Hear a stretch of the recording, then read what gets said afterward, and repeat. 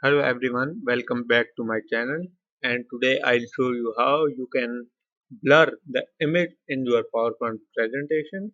So let's start.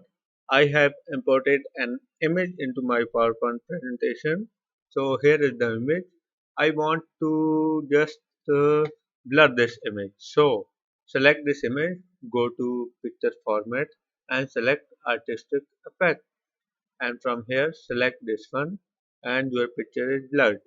But I don't prefer this method. You can also do this by another method. So left click on this image and select picture format.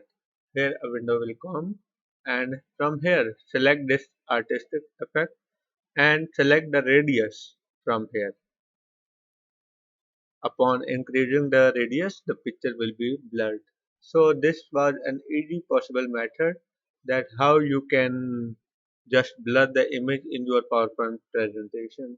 You can blur your images one by one by doing this method.